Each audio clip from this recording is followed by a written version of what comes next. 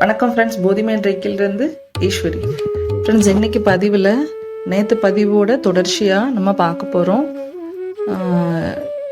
அதாவது நம்ம உடம்புல சோல் எங்கெல்லாம் இருக்குது, இந்த மாதிரி விஷயங்கள்லாம் இது வரைக்கும் பார்த்தோம் இல்லையா? சரி, இப்போ நிறைய பேர் இந்த பீனியல் கிளாண்ட் பற்றி கேள்விப்பட்டிருப்பீங்கன்னு நினைக்கிறேன். பீனியல் கிளாண்ட் வந்து ஆக்சுவலாக நம்மளுடைய லோவர் சக்ராஸ் எல்லாம் ஆக்டிவேட் ஆகி உங்கள் தேர்ட் ஐ சக்கரா முழிக்க பீனியல் கிளாண்ட் வந்து ஓப்பன் ஆகும். இது எல்லாருக்கும் தெரியும் இல்லையா? அது முழுமையாக ஓப்பன் ஆகிறது எப்போ அப்படின்னா குண்டலினி ரைஸ் ஆனதுக்கு அப்புறம் தான் ஓப்பன் ஆகும். அப்போ என்ன நடக்கும் அப்படின்னா, ஆக்சுவலாக இந்த கதையுமே நிறைய பேர் கேட்டிருப்பீங்கன்னு நினைக்கிறேன். அதாவது தேவர்களும் அசுரர்களும் சேர்ந்து வாசுங்கிற நாகத்தை வச்சு ஒரு மலையை யூஸ் பண்ணி பார்க்கடலில் கடையும் போது உங்களுக்கு அமுதம் சுரக்கும்னு. ஆக்சுவலாக இது என்ன பேசிஸில் அந்த கதை சொல்லப்பட்டிருக்கு அப்படின்னா, அசுரர்கள் வந்து கருப்பாகவும் தேவர்கள் வந்து ஒயிட் நாகமாகவும் நீங்கள் யோசிச்சு பார்த்தீங்க அப்படின்னா, குண்டலினி ரைஸ் ஆனதுக்கப்புறம் அந்த மேல் எழுதுல அந்த நாகம், கருப்பு வெள்ளை நாகம் வந்து உங்களோட சூட்சும நாடியை கடையும் போது உங்களுக்கு பீனியல் கிளாண்டில் வந்து சுரக்கிறது தான் அமுதம். இந்த அமுதம் வர்றதுக்கு முன்னாடி ஒரு விஷம் ஒன்று வருது இல்லையா?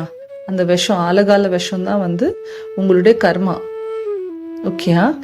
இப்போ நல்லா நோட் பண்ணீங்கன்னா, அந்த கர்மாவை வந்து நீங்கள் இறைவனை வச்சு, அதாவது சிவன், அதை வச்சு நீங்கள் வந்து சிவன் அப்படின்னா சோல், அதை வச்சு நீங்கள் ஒழுங்குனீங்க அப்படின்னா சக்தி, உங்கள் சக்தி வந்து, அதாவது இந்த ரேக்கி இந்த மாதிரி டிவைன் சக்தி வந்து அந்த கர்மாவை உங்களுக்கு தொண்டைக்கு கீழே கொண்டு போக விடாது. இப்போ அந்த சமயத்தில் என்ன நடக்கும் அப்படின்னா, நீங்கள் முழு இறைவனாக மாறுவீங்க. ஓகேயா? அப்போது என்ன நடக்குது அப்படின்னா, நான் இதை சொல்கிறது வந்து அவதார் ஐடென்டிட்டி அந்த ஸ்டேட்டில் நான் சொல்கிறேன். ஓகேயா? அப்போது என்ன நடக்கும், இந்த அவதார் ஐடென்டிட்டி பற்றிலாம் நம்ம முன்னாடி பேசியிருக்கோம் ஃப்ரெண்ட்ஸ். அந்த பதிவுகள்லாம் வந்து நீங்கள் முன்னாடி போய் பார்த்துக்கோங்க. ஓகேயா?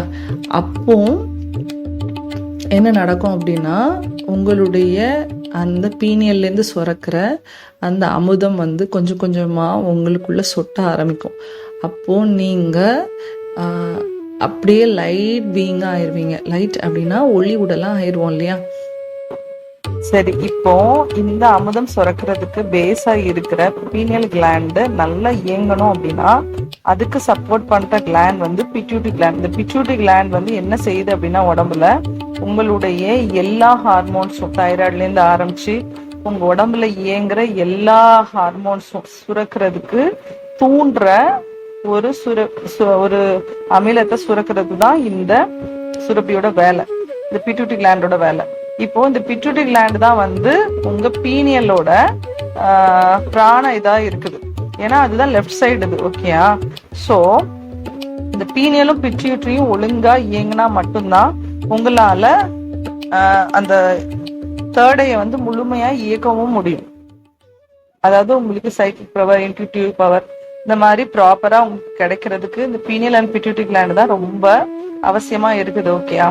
சரி, இப்போ நம்ம வளர என்ன ஆகும் அப்படின்னா, ஃபர்ஸ்ட் நமக்கு அந்த பிராணசக்தி குறையுது இல்லையா, நம்ம ஒரு அவேர்னஸ் இல்லாம. அப்போ இந்த பிட்யூட்டரி கிளாண்ட் வந்து செயல்பாடு குறையதான் உடம்புல இருக்கிற நிறைய நோய்கள்லாம் வர்றது. ஓகேயா? அப்போ உங்களுடைய பீனியல் கிளாண்ட் வந்து டீகால்சிபிகேஷன் அப்படிங்கிற ஒரு ப்ராசஸ் சொல்றாங்க.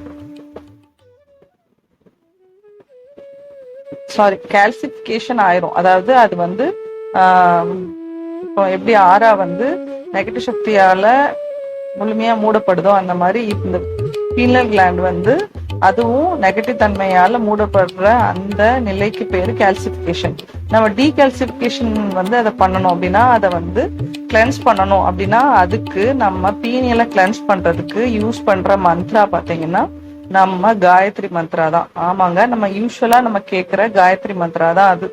ஓம் பூர் புவஸ்வஹ தத்சவித்துர்வரேண்யம் பர்கோ தேவஸ்ய தீமஹி தியோ யோனக பிரச்சோதயாத். ஓகேயா? இத நீங்க சாண்ட் பண்றீங்க. அட்லீஸ்ட் டெய்லி மார்னிங் எழுந்ததும் 3 தடவை சாண்ட் பண்ணுங்க ஃப்ரெண்ட்ஸ். ஓகே, இப்போ பீனியலை டீகால்சிஃபை பண்றதுக்கு மந்த்ரா பார்த்தாச்சா? பிட்யூட்டரியே இப்ப இயக்கணும்ல, அதுக்கு ஒரு மந்த்ரா இருக்கு. அதோட மந்த்ரா ஷம் ஷம் ஷம். இதை நம்ம 12 தடவை ஸ்டாண்ட் பண்ணணும். இப்போ இந்த 2 எப்போ செய்யலாம் அப்படின்னா, நீங்க நார்மலா டெய்லி மார்னிங் எழுந்ததுமே கூட இதை செய்யலாம் இல்லையா. நம்ம ரேக்கி ப்ராக்டிஸ் நீங்க பண்றீங்க அப்படின்னா, இப்போ தேர்ட் ஐக்கு ஹீல் பண்ற மந்த்ரா சொல்லி கொடுத்துருந்தேன் இல்லையா, அந்த சொன்னதுக்கு அப்புறம் இந்த ஷம் ஷம் ஷம் சொல்லிட்டு அப்புறம் நம்ம காயத்ரி மந்திராவை ஸ்டாண்ட் பண்றோம். ஓகேயா ஃப்ரெண்ட்ஸ்? எப்பவுமே லெஃப்ட் ரைட் அந்த மாதிரி தான் நம்ம பண்ணுவோம். ஓகேயா? அப்பதான் ஏன்னா சக்தி வந்து உங்களுக்கு மூலத்துல விழுந்தாதான் உங்களுக்கு எனர்ஜி கிடைக்கும். அதனால லெஃப்ட் ரைட் அந்த மாதிரி இதுலதான் மோஸ்டாவே நம்ம பண்ணுவோம். ஓகேயா ஃப்ரெண்ட்ஸ்? சரி, இந்த மாதிரி ஸ்டாண்ட் பண்ணும்போது என்ன ஆகும் அப்படின்னா, உங்களுடைய பீனியல் வந்து டீகால்சிஃபை ஆயிரும், பிட்யூட்டி ஒழுங்கா இயங்க ஆரம்பிக்கும். உங்க தேர்ட் ஐயை தாண்டி இருக்கிற ஒரு சக்கரா வந்து அல்டா மேஜர்னு ஒரு சக்கரா இருக்கு ஃப்ரெண்ட்ஸ். இது எக்ஸாக்டா உங்க கிரவுனுக்கும் தேர்ட் ஐக்கும் நடுவுல இருக்குது. ஸோ இந்த தேர்ட் ஐயை தாண்டி நீங்க போகும்போது, டிராவல் பண்ணி போகும்போதே உங்களுக்கு கர்மா பதிவுகள் வந்து ஓப்பன் ஆக ஆரம்பிச்சிடும். அதை தான் நான் வந்து நான் சொல்லியிருந்தேன் இல்லையா, அந்த கர்மா வந்து உங்களுக்கு தொண்டை கீழே இறங்காம உங்களுடைய சக்தி தான் உங்களை காப்பாற்றும் அப்படின்னு சொல்லிட்டு. ஸோ அந்த அல்டா மேஜர்ங்க சக்கரா அங்க இருக்குது. சரி, இப்போ இந்த பிட்யூட்டரியும் பீனலும் பேலன்ஸ் பண்றீங்க அப்படின்னா, உங்களுடைய தலாமஸ், அதாவது உங்களுடைய உச்சி வகுடுல ஒரு சக்கரா இருக்கு. அந்த தலாமஸ் சக்கராவை வந்து நீங்க வந்து ஆக்டிவேட் பண்றதுக்கும் பேலன்ஸ் பண்றதுக்கும் இந்த பீனல் பிட்யூட்டரி கிளாண்ட் ஹெல்ப் பண்ணும். அதே மாதிரி உங்க கிரவுன் சக்கராவும் நல்ல பேலன்ஸ்டா இயங்குறதுக்கும் இந்த பீனியலும் பிட்யூட்டரி தான் ஹெல்ப் பண்ணுது. ஓகேயா? அதனாலதான் இதை பத்தின அவேர்னஸும் நமக்கு வேணும். அதே மாதிரி அதை நம்ம பேலன்ஸ்டா வச்சுக்கணும். அது வந்து நம்ம பிசிக்கல் பாடி நல்ல ஃபங்க்ஷனிங் மட்டும் இல்லாம ஸ்பிரிச்சுவல் லெவல்லையும் நம்ம நல்லபடியா வச்சுக்கிறதுக்கு இந்த 2 கிளாண்ட்ஸும் ரொம்ப முக்கியமான பங்கு வகிக்குது. ஓகேயா? உங்க உடம்புல இருக்கிற நிறைய டிசீசஸ் தானா குணமாக ஆரம்பிக்கும். இதுக்கப்புறம் நம்ம செய்யற இந்த லவ் முதிரை அண்ட் மந்த்ரா நீங்க ஸ்டாண்ட் பண்ணும்போது ஆட்டோமேட்டிக்கா எல்லா ஆர்கனுமே குணமாகணும் அப்படின்னா அன்பால் குணமாகும். எந்த ஒரு ஆர்கனுமே உடம்புல அந்த அன்பு இல்லாத காரணத்தினால தான், எமோஷனலான பிரச்சனைகள்னாலதான் நம்ம வந்து நிறைய ஹெல்த் இஷ்யூஸ் ஃபேஸ் பண்றோம். ஸோ அன்பும் சுரக்க பீனியல் பிட்யூட்டரியும் ப்ராப்பரா இயங்க உங்களால ஒரு நல்ல ஒரு ஹீலிங் உங்க உடம்புக்கு கொடுக்க முடியும் ஃப்ரெண்ட்ஸ். பிரதானம். சரி, அப்போ நம்மளை வந்து இறைத்தன்மையாக மாற்றுறதுக்கு பீனியல் கிளாண்டுங்கிற ஒரு சுரபி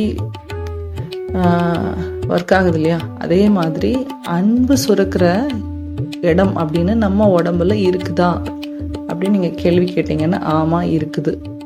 அது எங்கே இருக்குது அப்படின்னா, உங்களுடைய இதயமும் ஸ்டர்னம் அப்படிங்கிற அந்த பாயிண்ட் ரெண்டுமே மீட் பண்ணுற அந்த இடம். இதோ இந்த இமேஜில் பாருங்கள். இந்த இடத்துல தான் அந்த லவ் அப்படிங்கிற, அதாவது அன்பு சுரக்கிற இடம் இருக்குது. சரி, இப்போ அதை நம்ம எப்படி இயக்கலாம்? அதை இயக்கினாதான் நீங்கள் உங்கள் உடம்பை நீங்கள் ஹீல் பண்ண முடியும். அதாவது உங்கள் ஆன்மா வரைக்குமே நீங்கள் குணப்படுத்தினாதான் குண்டலினியே ரைஸ் ஆகும். ஓகேயா? ஸோ பிரதானமான அந்த அன்பு சுரக்க வைக்கிறதுக்கு இந்த முத்திரை உங்களுக்கு யூஸ் ஆகும். நல்லா பாருங்க, இந்த முத்திரையில் நம்ம வந்து வலது கையை உள்ளங்கையை திருப்பி உங்கள் ஹார்ட் சக்கரா கிட்ட, நான் சொன்னேன் இல்லையா, ஸ்டர்னமும் ஹார்ட்டு மீட் பண்ணுற அந்த பாயிண்டில் கிராஸாக வச்சுருக்காங்க பாருங்கள், மேல்முகமாக வச்சுருக்காங்க. கொஞ்சம் மேல்முகமாக டில்ட் பண்ணி வச்சா போதும். அதே மாதிரி இடது கையை இந்த ஆள்காட்டி விரலையும் நடு விரலையும் வி ஷேப்பில் வச்சு இந்த வலது உள்ளங்கைக்கு பேரலாக ஆப்போசிட்டில் அதை வச்சுருக்காங்க இல்லையா. ஸோ இப்போ என்ன ஆகும் அப்படின்னா, உங்கள் இடது கை ஆல்ரெடி ரிசீவிங் ஹேண்ட் உங்களுக்கு நல்லாவே தெரியும் இல்லையா. இந்த இடது கை வழியாக இறைவன்கிட்ட இருந்து வர்ற அந்த அன்பு எனர்ஜி ஆட்டோமேட்டிக்காக உங்கள் ஸ்டர்னம் போர்ஷனில் போய் ஃப்ளோ ஆகும்போது அப்படி ஒரு ஆனந்தமயமான அன்பை நீங்கள் உணர ஆரம்பிப்பீங்க ஃப்ரெண்ட்ஸ். சரி, இதை இப்படி பிடிச்சிட்டு இதுக்கு ஒரு மந்த்ரா இருக்கு.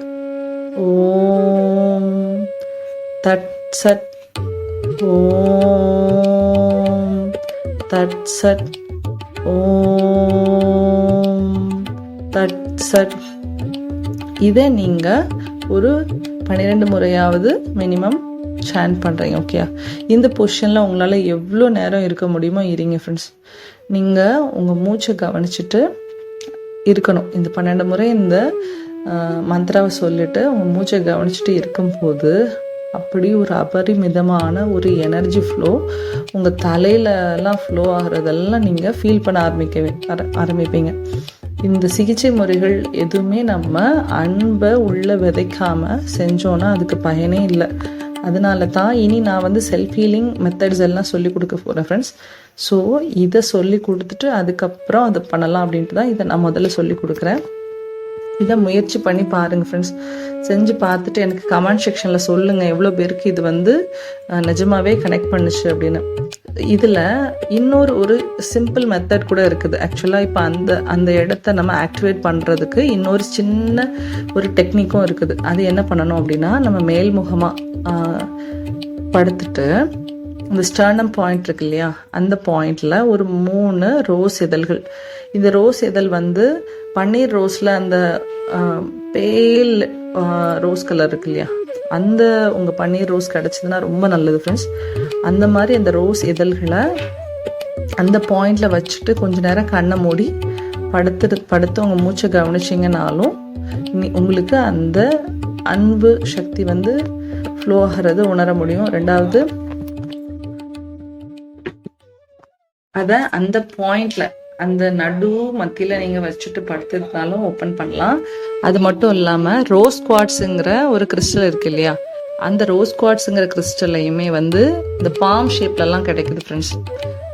அந்த மாதிரி பாம் ஷேப்பில் வாங்கி, பாம் ஷேப்பில் இந்த சென்ஸ் அந்த இப்போ நான் அந்த படத்தில் காட்டியிருக்கேன் பாருங்கள், இந்த மாதிரி உங்களுக்கு கிடைச்சாலும் ரொம்ப நல்லது. அதை வாங்கி கூட நீங்கள் உங்களுடைய நடு அந்த ஸ்டர்னமும் ஹார்ட்டும் மீட் பண்ணுற அந்த இடத்துல நீங்கள் வச்சிங்க அப்படின்னா உங்களுக்கு நல்ல ஒரு எனர்ஜி ஃப்ளோ ஆகிறத ஃபீல் பண்ண முடியும். இந்த ரோஸ் குவார்ட்ஸுங்கிற கிறிஸ்டல் மட்டும் இல்லாமல் எல்லா கிறிஸ்டல்ஸுமே யூஸ் பண்ணுறது பெரிய விஷயம் இல்லை ஃப்ரெண்ட்ஸ். அதில் ஒரு சின்ன ஒரு ப்ராப்ளம் என்ன அப்படின்னா, நம்ம யூஸ் பண்ணுற அந்த கிறிஸ்டல் நெகட்டிவ் சக்திகளையுமே அப்சர்வ் பண்ணிக்கிற தன்மை உள்ளது. நெகட்டிவ் சக்தினா இப்போ நீங்கள் ஹீலிங் யூஸ் பண்ணுறீங்க அப்படின்னா அது உங்ககிட்டேருந்து இருக்கிற அந்த நெகட்டிவ் எமோஷன்ஸை கூட அது வாங்கிக்கும். ஸோ நீங்கள் அது என்ன பண்ணணும் அப்படின்னா, இந்த ப்ரொசீஜரை பண்ணுறதுக்கு முன்னாடியும் சரி செஞ்சதுக்கு அப்புறமும் சரி என்ன பண்ணுறீங்க அப்படின்னா, ஒரு சிம்பிளாக நான் சொல்கிறேன் அதை எப்படி கிளென்ஸ் பண்ணி சார்ஜ் பண்ணணும் அப்படின்னு. நீங்கள் ஃப்ளோயிங் வாட்டர் இருக்குல்ல, அதாவது டேப் வாட்டரில் அந்த கிறிஸ்டலில் உங்கள் கையில் வச்சுக்கிட்டே நீங்கள் காட்டிக்கலாம். ஓகேயா, காமிச்சிட்டு அந்த கிறிஸ்டலை ஒரு சாஃப்ட் கிளாத்தை வச்சு தொடச்சிக்கோங்க. தொடச்சிட்டு இப்போ அதை கொஞ்சம் நேரம் டைரக்ட் சன்லைட் இல்லாமல் இன்டைரக்ட் சன்லைட், அதாவது நிழல்லாம் இருக்கும்ல அந்த இடத்துல வைக்கணும். ஏன்னா ரோஸ் குவார்ட்ஸே ஆல்ரெடி ரொம்ப மைல்ட் பிங்க் கலரில் இருக்கும். ஸோ நீங்கள் அதிகமான டைரக்ட் சன்லைட்டில் வச்சிங்க அப்படின்னா அதோட கலரை லூஸ் பண்ணுறதுக்கு சான்சஸ் அதிகம். ஸோ அந்த கலர் போயிடுச்சு அப்படின்னா ரோஸ் குவார்ட்ஸ் உங்களுக்கு கிளியர் குவார்ட்ஸ் மாதிரி ஆயிரும். அதுக்காக தான் சொல்கிறது. ஸோ நீங்கள் அந்த இன்டைரக்ட் சன்லைட்டில் அதை நீங்கள் வெளியில் வைக்கிறீங்க. ஒரு ½ அன் ஹவர்லேருந்து 1 மணி நேரம் கூட வைக்கலாம், அது தப்பில்லை. பட் கொஞ்சம் இந்த குழந்தைங்களெல்லாம் பக்கத்தில் போகாமல் அதை கொஞ்சம் சேஃபாக வச்சுக்கோங்க. ஓகே, சரி. இப்போ இந்த ரோஸ் குவார்ட்ஸே நிறைய ஷேப்லேயுமே கிடைக்கிது. நீங்கள் வெறும் இந்த பாம் ஸ்டோன் இல்லை, ஆக்சுவலாக அது பாம் ஷேப்பில் நமக்கு கிடைக்கும். உங்கள் உள்ளங்கையில் பிடிக்கிறாப்புல கிடைக்கிற அந்த கிறிஸ்டலில் வைக்க சொல்கிறேன்னா அது ஃப்ளோ ஆகாது. நீங்கள் வச்சிங்கன்னா அந்த இடத்துல அப்படி ஸ்டிஃபாக நிற்கும். அதுக்காக ஓகே, நீங்கள் இல்லை உங்ககிட்ட டம்பிள் ஸ்டோன்ஸ் தான் இருக்குதுன்னா கூட நீங்கள் வச்சுக்கலாம், அது தப்பில்லை. பட் ரா ஸ்டோன்ஸ் வைக்க வேண்டாம். டம்பிள் ஸ்டோன்ஸ் இல்லை ரவுண்ட் இல்லைன்னா பாம் ஷேப்பில் இருக்கிற அந்த பாம் ஸ்டோன் நீங்கள் வச்சுக்கலாம். ஓகேயா, சரி. இப்போ ஒரு மணி நேரம் நீங்கள் அதை வெயிலில் வச்சு எடுத்துட்டீங்க இன்டைரக்ட் சன்லைட்டில். இப்போ அதுக்கப்புறம் என்ன செய்யணும் அப்படின்னா, உங்கள் 2 உள்ளங்கைக்கு நடுவில் அதை வைக்கிறீங்க. அதாவது இடது கை மேலே அந்த கிறிஸ்டலை வச்சு வலது கையை வச்சு அதை க்ளோஸ் பண்ணிக்கிறீங்க. வச்சுட்டு என்ன சொல்கிறீங்க அப்படின்னா,